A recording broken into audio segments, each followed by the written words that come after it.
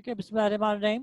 हम पढ़ रहे थे choosing repository architectures for building digital library.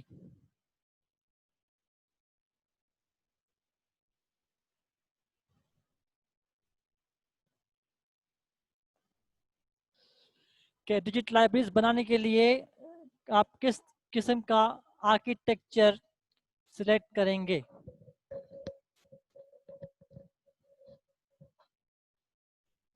इसके कुछ फीचर्स हैं कि जनरल फीचर्स के accept contents in many formats. के आर्किटेक्चर का मतलब होता है कि आपका क्या किस किस्म का ढांचा होगा, आपकी डिजिटल लाइब्रेरी का फ्रेमवर्क किस तरीके का होगा, आपके इसका आउटलुक किस तरीके का होगा, फ्रेमवर्क किस तरीके का होगा, जिससे आपके यूजर्स उसको यूज कर सकें, लाइब्रेरी को इस्तेमाल कर सकें। तो डिजिटल लाइब्रेरी का आर्किटेक्चर्स बनाते वक्त जो फीचर्स आपके पास है कि accept contents in many formats.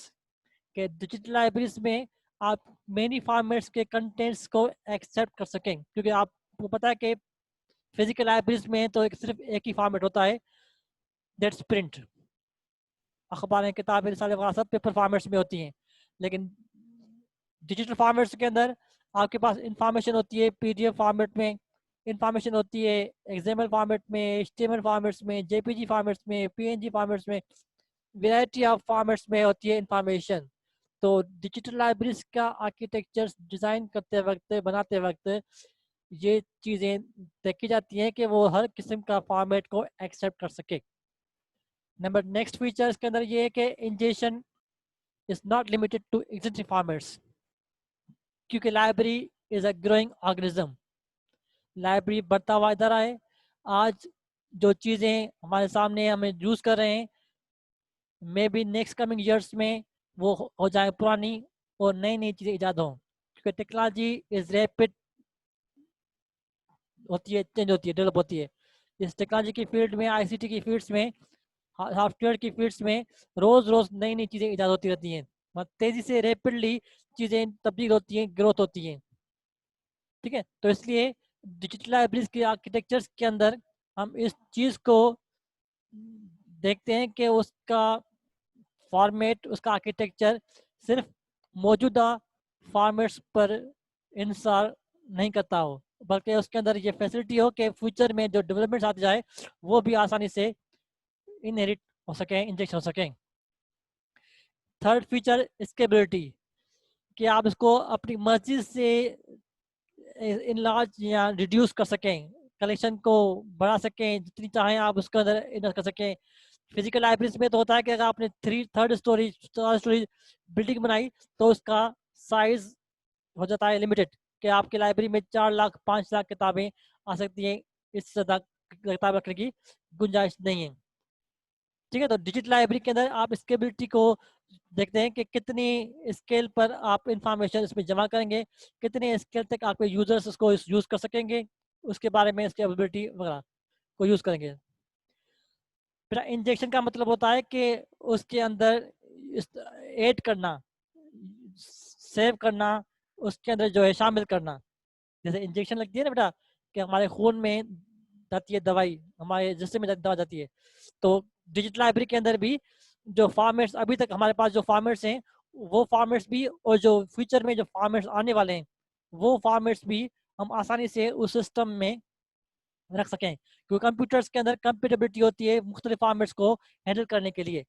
जैसे अगर आप यूज़ करें एम एस ऑफिस 2000 से पहले वाली 98 97, तो ये पुराने फॉर्मेट्स की जो विंडोज़ हैं, एम एस ऑफिस हैं, उनमें अगर आप नई फाइल जैसे 2016 की, 2017 की कोई फाइल ओपन करेंगे तो वो फाइल ओपन नहीं करेगा, क्योंकि उसके अंदर वो फीचर्स नहीं है कि वो नई फाइलों को इस्तेमाल कर सकें। तो तो डिजिटल लाइब्रेरीज के अंदर इस चीज़ को ध्यान में रखा जाता है कि फ्यूचर में आने वाले डेवलपमेंट्स को भी आप इनहेरिट कर सकें। ठीक है, इसके बाद सिक्योरिटी, ये तो आम इशू होती है, हर लाइब्रेरी हर चीज़ के बारे में आप सिक्योरिटी रखते हैं, इंफॉर्मेशन के बारे में, कि इंफॉर्मेशन को आपने सिक्योर करना है, कॉपीराइट्स को प्रोटेक्ट करना है, पायरेसी को बचाना है, प्लेजरिज्म को आपने रोकना है, तो इस सिक्योरिटीज को आपने मद्देनजर रखना पड़ता है। ठीक है, और प्राइवेसी, आपने ऑथर्स की प्राइवेसी, पब्लिशर्स की प्राइवेसी, यूजर्स की प्राइवेसी को कंट्रोल करना होता है, क्योंकि लाइब्रेरीज जो है वो सिर्फ किताबों को इंफॉर्मेशन को प्रिजर्व नहीं करती, लाइब्रेरियां किताबों के साथ साथ किताबों का एक्सपीरियंस, यूजर्स का एक्सपीरियंस भी प्रिजर्व करती है, यूजर्स के बारे में डेटा भी रखती है, यूजर्स के बारे में इंफॉर्मेशन भी प्रिजर्व कराती है। तो इन सब इंफॉर्मेशन को जो है प्रोटेक्ट करना, उनकी पायरेसी को कंट्रोल करने के लिए डिजिटल लाइब्रेरीज में रखा जाता है सारे फीचर्स। जैसे उन्होंने सिंध यूनिवर्सिटी वालों ने ये LMS लर्निंग मैनेजमेंट सिस्टम बनाया है, तो उस लर्निंग मैनेजमेंट सिस्टम्स के अंदर उन्होंने मुख्तलिफ पॉलिसीज रखी हुई हैं। ठीक है बेटा, तो इन पॉलिसीज के तहत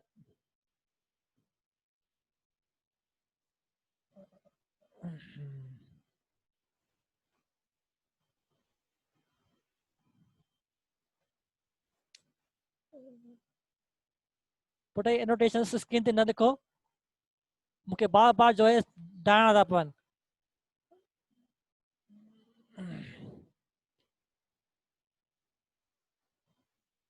ठीक है, इसके बाद system and resources health monitoring. ये कंप्यूटर्स के अंदर ये आप कंप्यूटर इस्तेमाल करते आ रहे हैं, आपको एक्सपीरियंस भी होगा कंप्यूटर्स का। कंप्यूटर में ये मसला होता है कि जितना कंप्यूटर में ज़्यादा आप फाइल डालते जाएंगे, कंप्यूटर की स्पीड जो है वो होती जाएगी डाउन। कंप्यूटर अगर आपका गर्मी में रखा हुआ है, धूप में रखा हुआ है, तभी भी आपके कंप्यूटर की प्रोसेसर की परफॉर्मेंस जो है हो जाती है रिड्यूस। तो सिस्टम्स और रिसोर्सेज की हेल्थ मॉनिटरिंग करते रहना ये लाजमी होता है कि आप अपनी डिजिटल रिसोर्सेज को बाकायदा आपको मेंटेन करना है, आपके डिजिटल स्पेसेस को, डिजिटल डिवाइसेस वगैरह को आपने प्रोटेक्ट करते रखना है, ताकि मुख्तलिफ उसमें एटमॉस्फेयर आस्पेक्ट्स वगैरह उसको डैमेज ना कर सकें। Reporting on contents and system activities, ये जो लॉक सिस्टम कहते हैं कि आपकी सिस्टम की पूरी को एक्टिविटीज को मॉनिटर करते रहना कि आप कौन सा यूजर्स ने कौन सी यूजर किताब पढ़ी, क्या इस्तेमाल किया, वो सारी चीजें जो है। सर आवाज नहीं आ रही, फरजाना मिल चाहिए थी बेटा, आवाज अच्छे पे तो आप माइक चेक करो बेटा, आवाज आ रही है सबको? Just reply me.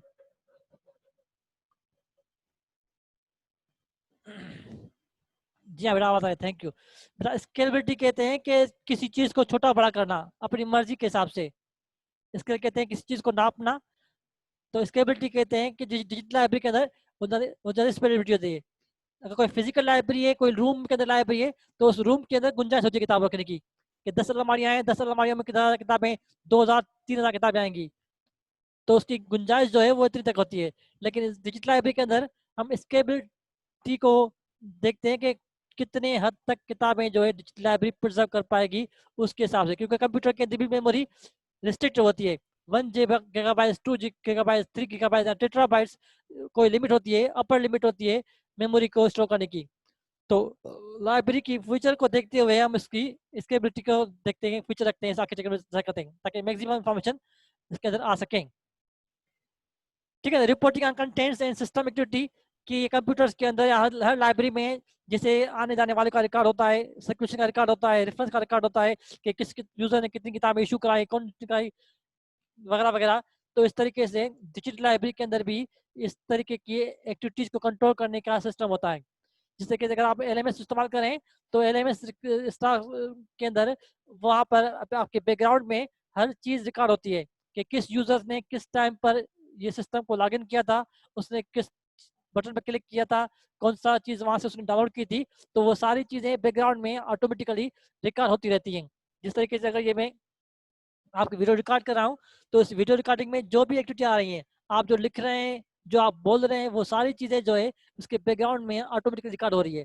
तो ये डिजिटल लाइब्रेरीज के अंदर भी इस फीचर्स का होना लाजमी है कि वो आप उसकी रिपोर्टिंग करें कंटेंट्स की, सिस्टम एक्टिविटीज की, कि कौन कौन सी कंटेंट्स लाइब्रेरी में पड़े हुए हैं, जो पढ़े जा रहे हैं, जो ज़्यादा इस्तेमाल हो रहे हैं, और किस किस चीज़ को ज़्यादा हम यूज़ कर रहे हैं। ठीक है, एनी क्वेश्चन?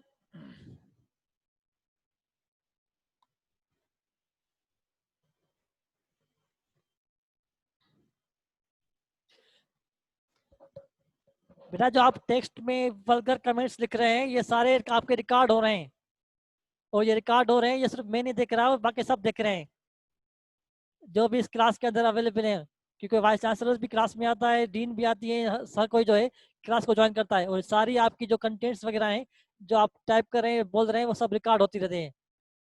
मेरा स्केलेबिलिटी मैंने आपको बताया, स्केलेबिलिटी मतलब है कि लाइब्रेरीज के अंदर कितना मटेरियल रखा जा सकता है, उसकी गुंजाइश को देखते हुए हम तय करते हैं।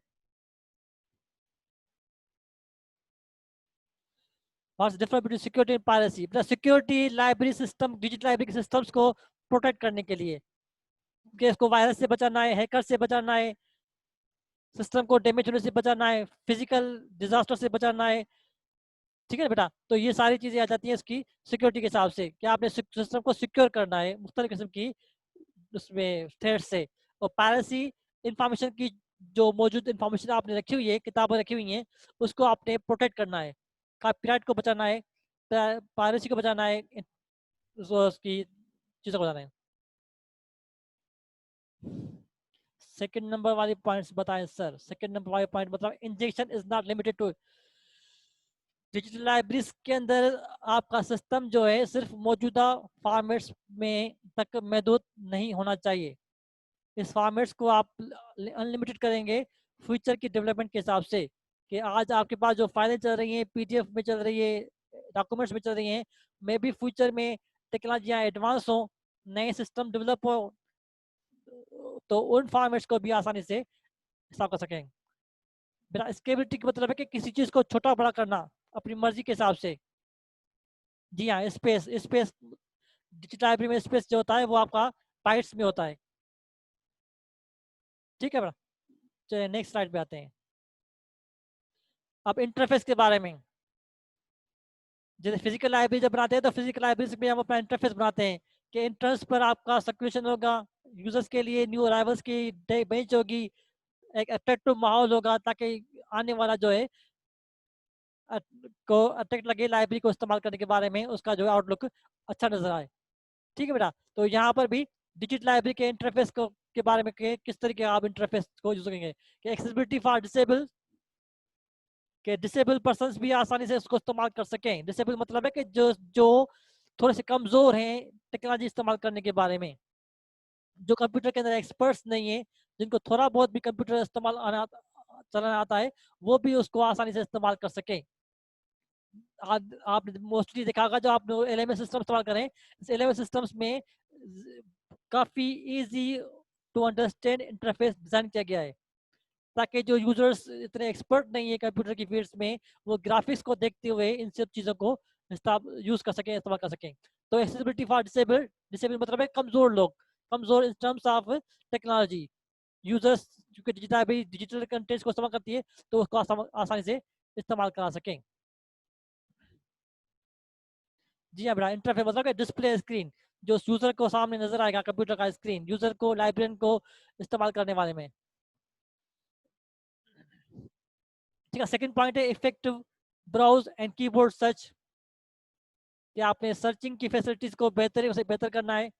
ब्राउजिंग का, जैसे गूगल आपने देखा है, गूगल के अंदर एक सिंपल इंटरफेस है सर्चिंग का, उसके अंदर एडवांस सर्चिंग का ऑप्शन भी है, कि यूजर जितना अपनी मर्जी से चाहे उसको सर्च कर सकता है, क्योंकि लाइब्रेरीज में होती है इन्फॉर्म सर्च करके। जैसे लाइब्रेरीज में, फिजिकल लाइब्रेरीज में किताबों को सर्च करने के लिए हम कैटलॉग्स बनाते हैं, उस कैटलॉग को सब्जेक्ट के हिसाब से, टाइटल के हिसाब से और आथर के हिसाब से अरेंज करते हैं। वैसे ही डिजिटल लाइब्रेरीज के अंदर भी मौजूद इंफॉर्मेशन को रिट्रीव करने के लिए एक effective browse and keyword search का ऑप्शन होना चाहिए, ताकि यूजर्स किसी भी तरीके से अपनी इंफॉर्मेशन वहां से सर्च कर सके, कि वो चाहे तो ऑथर के हिसाब से, चाहे तो टाइटल के हिसाब से, चाहे तो सब्जेक्ट के हिसाब से, चाहे तो डेटा पब्लिकेशन के हिसाब से, कॉलम के हिसाब से, जिस मर्जी से वो चाहे वो इस इंटरफेस को इस्तेमाल करते हैं।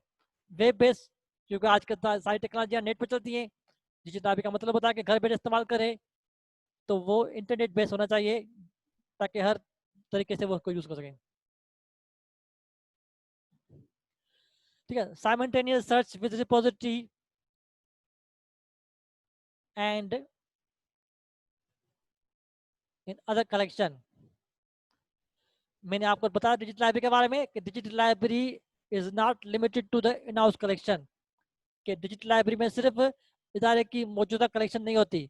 Digital library encompasses the collection within and outside the institution, उस लाइब्रेरी में इदारे की भी इंफॉर्मेशन होती है और इदारे के बाहर जो इंफॉर्मेशन पड़ी हुई है वो भी हो जाती हैं। इफ्तिखार साहब पूछते हैं कि रिपोजिटरी आर्किटेक्चर डिफाइन करें। बेटा रिपोजिटरी आर्किटेक्चर मतलब है कि डिजिटल लाइब्रेरी का अंदरूनी ढांचा, उसकी बनावट किस तरीके की होनी चाहिए, उसका आर्किटेक्चर किस तरीके का होना चाहिए, उसको कहते हैं। ठीक है दोस्त, दोनों तरीके का। तो डिजिटल लाइब्रेरीज में आप इदारे की भी और इदारे से बाहर की इंफॉर्मेशन को भी सर्च कर सकें। The reference tools for creating lists and helping users to find resources better। ठीक है, जैसे इंटरफेस पे रेफरेंस टूल्स का होना लाजमी है। जिससे कि गूगल में अगर आप कोई टर्म यूज कर लिखते हैं, अगर स्पेलिंग गलती होती है तो आपको उसकी करेक्ट स्पेलिंग बताता है कि आपका टर्म इसकी सही स्पेलिंग ये है। इसके अलावा इसके अंदर डिफरेंट रेफरेंस होते हैं, सी आल्सो क्रॉस रेफरेंस वगैरह होते हैं जो आपको गाइड करते हैं कि अगर आपको ये नहीं मिलता तो आप उसको इस तरीके से सर्च कर सकें। ठीक, then flexible metadata creation tools. Metadata कहते हैं बेटा डेटा अबाउट द डेटा, जिससे कि लाइब्रेरीज में मौजूद इंफॉर्मेशन को रिट्रीवेबल बनाने के लिए हम बिब्लियोग्राफिकल ACR2 के फॉर्मेट के हिसाब से कैटलॉग कार्ड्स बनाते हैं। उस कैटलॉग कार्ड्स में किताब का आथर, किताब का कॉल नंबर, किताब का टाइटल, किताब की इन प्रिंट वगैरह ये सारी चीज़ें मेंशन करते हैं। उसी तरीके से डिजिटल कंटेंट्स को भी रिट्रीवेबल बनाने के लिए उसके मेटा डेटा बनाए जाते हैं। कि डिजिटल कंटेंट्स में अगर ई बुक्स है तो ई बुक्स का क्या फॉर्मेट है, ई बुक्स कितने साइज की है, ई बुक्स किस प्रोटोकॉल के तहत बनाई गई है, उसके अंदर कितने पेजेस हैं, ठीक है ना, वगैरह वगैरह। तो ये मेटा डेटा जो है वो फ्लेक्सिबल होना लाजमी है। They should not be rigid one. मतलब हर कोई अपनी मर्जी से जो है जिसका को जैसे कि अगर आपने कैटलॉगिंग पढ़ी होगी तो कैटलॉगिंग के अंदर डिफरेंट लेवल्स होती हैं। First level of cataloguing, second level of cataloguing, third level of cataloguing, fourth level of cataloguing. कि हर लाइब्रेरी अपनी डिमांड के हिसाब से, मर्जी के हिसाब से उस लेवल की कैटलॉगिंग जो है मुर्तब कर सकती है। बट वेब बेस्ड मतलब कि इंटरनेट बेस्ड, कि यूजर्स इंटरनेट के जरिए इस लाइब्रेरी को इस्तेमाल कर सकें। जरूरी नहीं कि आप फिजिकल उसमें बनाएं, यूज कर सकें। जी हाँ बेटा, मेटा डाटा क्रिएशन के डिफरेंट टूल्स होते हैं, क्योंकि मेटा डाटा भी डिफरेंट किस्म के फॉर्मेट्स में आते हैं। वो आपको नेक्स्ट आगे आगे चीज सर्च बताऊंगा। 1 2 3 4 मेरा simultaneous search with repository in other collection, के आप एक ही वक्त में अपने इंस्टीट्यूशंस को भी सर्च कर सकें और एक ही वक्त में आपके इंस्टीट्यूशन से बाहर जो पड़ी हुई हैं रिसोर्सेज उनको भी सर्च कर सकें उस डिजिटल इंटरफेस के अंदर। मेरा फ्लेक्सिबिलिटी बता के मेरा डेटा किसी एक कलेक्शन तक रिस्ट्रिक्ट नहीं होना चाहिए। जिस तरह की लाइब्रेरी में कैटलॉगिंग करते हैं, किताबों की कैटलॉगिंग के लिए अलग फीड्स होती हैं, प्रोडिकल्स के लिए अलग फीड्स होती हैं, अखबारों के लिए अलग होती हैं, थीसिस के लिए अलग होती हैं। इसी तरीके से हर रिसोर्सेज के मेटा डेटा के अलग अलग टैग्स होते हैं। मार्क में आपने टैग नंबर पढ़े हैं ना बेटा, किताबों के टैग नंबर्स अलग हैं, ई जर्नल्स के टैग नंबर्स अलग हैं, ई बुक्स के टैग नंबर्स अलग हैं। तो बेटा हमारी मीटिंग जो है 10 मिनट में खत्म हो जाएगी। 10 मिनट के बाद हम दोबारा से रिकनेक्ट हो जाएंगे। ठीक है, तो इंटरफेस के अंदर, क्योंकि ये लाइब्रेरियन के लिए कि लाइब्रेरी अपनी मर्जी से जो है किसी किताबें इसमें ऐड कर सकें, ये टूल्स यूज करें। क्लियर। पॉइंट 4 बेटा, पॉइंट 4 में है simultaneous search with in repository and other collection, कि एक ही वक्त में यूजर्स जो है अपनी लाइब्रेरी को और अपनी लाइब्रेरी से बाहर की कलेक्शन, मतलब कि उस लाइब्रेरी के साथ जो इंस्टीट्यूशंस कनेक्टेड हैं उनको भी सर्च कर सके। सपोज लाइब्रेरी लाइब्रेरी जो है वो कंप्राइज करती है मुख्तलिफ किस्म की लाइब्रेरीज पर, तो उन लाइब्रेरीज की डेटाबेस को भी वो आसानी से सर्च कर सके। इस पर्पज के हिसाब से आप डिजिटल लाइब्रेरीज का सर्च इंटरफेस डिजाइन करते हैं।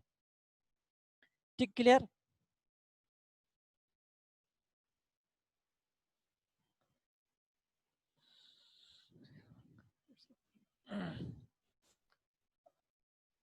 अगेन रिपीट 4 बेटा साइमल्टेनियस मतलब एक ही वक्त में आप सर्च कर सके with in repository. With in repository मतलब है कि अपनी लाइब्रेरी की कलेक्शन को और आपकी लाइब्रेरी के अलावा जो दूसरी कलेक्शन डिजिटल लाइब्रेरी में पड़ी हुई है उसको भी। ठीक, ठीक है। मेरा डेटा कहते हैं डेटा मतलब data is a bibliographical description of e-documents must be able to create descriptive, technical and administrative and structural। ये डिफरेंट लेवल के डेटा होते हैं। जैसे कि अगर हम बात करें मेरे मार्क की, तो मार्क के डिफरेंट लेवल्स होते हैं टेक्स्ट के। एक अथॉरिटी टेक्स्ट होते हैं, एक बिब्लियोग्राफी टेक्स्ट होते हैं, दूसरे सिस्टम टूल्स टेक्स्ट होते हैं। इस तरीके से मेटा डेटा के अंदर भी डिफरेंट लेवल के या डिफरेंट टाइप्स के होते हैं मेटा डेटा के। Must be create create descriptive, जो डॉक्यूमेंट्स को डिस्क्राइब करने के लिए इस्तेमाल होते हैं। उसकी टेक्निकल पोजीशन को डिस्क्राइब करने के लिए डेटा होते हैं। उसकी एडमिनिस्ट्रेटिव पोजीशन के लिए होते हैं।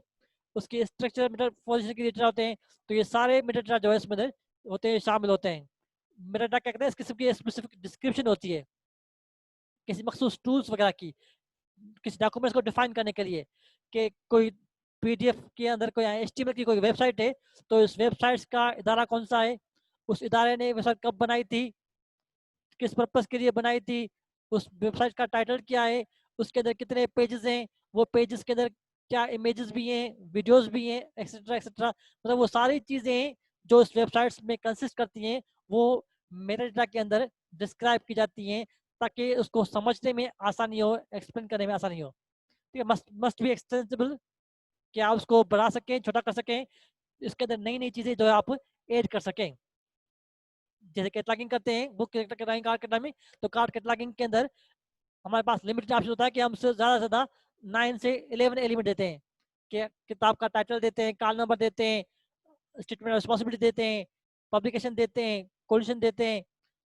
तकरीबन 8 9 से 11 एलिमेंट्स देते हैं उस किताब को डिस्क्राइब करने के लिए। लेकिन मेटाडाटा जो है डिजिटल लाइब्रेरी के अंदर वो लिमिटेड नहीं होना चाहिए किसी मखसूस रिसोर्स पर। दे मस्ट बी एक्सटेंसिबल, उसको आप अपनी मर्जी से छोटा बड़ा कर सकें, उसके अंदर मुख्तलिफ मखसूस फील्डें ऐड कर सकें। And next one is automated. वो ऑटोमेटेड हो, कंप्यूटराइज हो सिस्टम के अंदर, ताकि आपको आसानी हो हैंडल करने में। And you should assign unique IDs independent of location and protocols. जैसे लाइब्रेरी के अंदर हम क्लासिफिकेशन नंबर देते हैं, हर किताब को एक्सेशन नंबर देते हैं उसकी आइडेंटिफिकेशन करने के लिए, वैसे ही डिजिटल लाइब्रेरी के अंदर भी हर कंटेंट्स को आइडेंटिफाई करने के लिए, लोकेट करने के लिए उसका यूनिक आईडी नंबर आता है और यूनिक इसकी लोकेशन आती है, ताकि उस प्रोटोकॉल के तहत वो आपको नजर आ सके। ठीक है, एनी क्वेश्चन? मेरा पॉइंट वन में है कि मेरे डेटा मुख्तलिफ लेवल के बनाना लाजमी होते हैं। मेटा डेटा क्या होता है, तो डिस्क्राइब डेटा। डेटा जो आप डिजिटल लाइब्रेरी में रख रहे हैं उस डेटा को डिस्क्राइब करने के लिए, ताकि यूजर्स उसको आइडेंटिफाई कर सकें, तो वो आप डिफरेंट लेवल के मेटा डेटा बनाते हैं। डिस्क्रिप्टिव लेवल के, टेक्निकल लेवल के, एडमिनिस्ट्रेटिव लेवल के और स्ट्रक्चर लेवल के डेटा बनाते हैं, ताकि हर पॉइंट ऑफ व्यू से आप उस इंफॉर्मेशन को, उस रिसोर्सेज को सर्च कर सकें या उसको रिट्रीव कर सकें।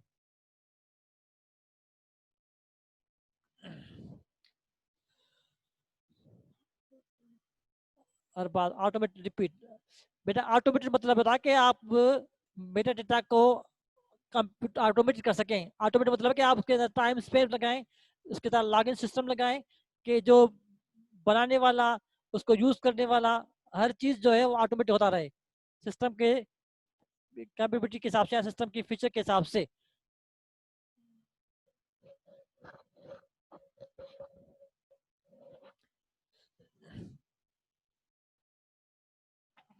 ठीक है भाई, 4 मिनट रहते हैं, कोई अन्य सवाल? ठीक है, इसके बाद आती है प्रिजर्वेशन।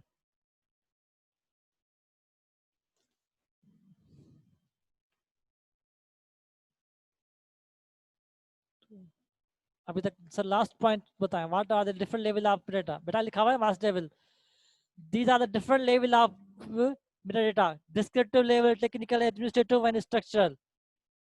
किसी भी डॉक्यूमेंट्स को जब आप डिजिटल लाइब्रेरी में स्टोर करते हैं तो स्टोर करने के लिए उसको रिट्रीवेबल बनाना होता है। जैसे लाइब्रेरी में किताब आती है तो किताब सिर्फ शेल्फ में हम नहीं करते स्टोर, उस किताब को रिट्रीवेबल बनाने के लिए उसका हम कैटलॉग कार्ड बनाते हैं, सब्जेक्ट कार्ड बनाते हैं, टाइटल कार्ड बनाते हैं, आथर कार्ड बनाते हैं, उसका इंडेक्स में एंट्री होती है, उसकी बिब्लियोग्राफी बनती है। ये सारे मेथड्स अप्लाई होती हैं ताकि वो किताब यूजर्स आसानी से रिट्रीव कर सके। उस हिसाब से डिजिटल लाइब्रेरी में जो भी picture, chart, graph, video files वगैरह जो भी चीज़ें आप करते हैं, स्टोर करते हैं, तो उसको स्टोर करने के बाद उसको रिट्रीवेबल बनाने के लिए डिस्क्रिप्टिव लेवल पर, टेक्निकल लेवल पर, एडमिनिस्ट्रेटिव लेवल पर, स्ट्रक्चरल लेवल पर मेटा डेटा डिस्क्राइब करते हैं। ठीक है, तो डिजिटल लाइब्रेरीज की एक्टिविटीज को ऑटोमेट करने के लिए हम टाइम स्टैम्प्स, लॉगिन वगैरह यूज करते हैं। लॉगिन क्या होता है कि आप सपोज आपने किसी बंदे को असाइन कर दिया डिजिटल लाइब्रेरी में कि you will be responsible for making Meta data, तो उसका अकाउंट बना लिया तो वो अपने अकाउंट से मेटा डेटा बनाएगा।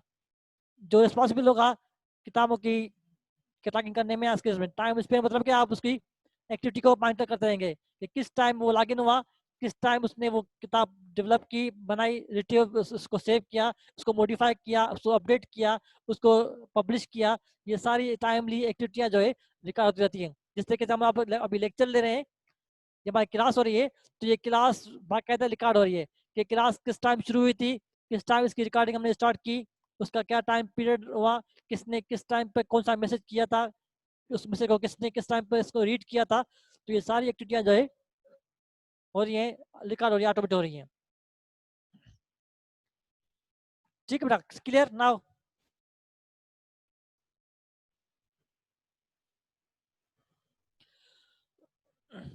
बेटा वहां से वहां गिरा। नेक्स्ट, ठीक है, preservation. Digital resources not dependent on hardware software.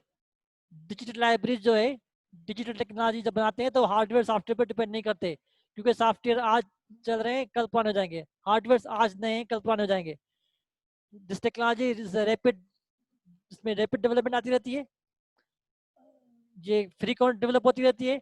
इसीलिए कभी भी डिजिटल लाइब्रेरीज को किसी मखसूस टेक्नोलॉजी पर डिपेंडेंट नहीं करते।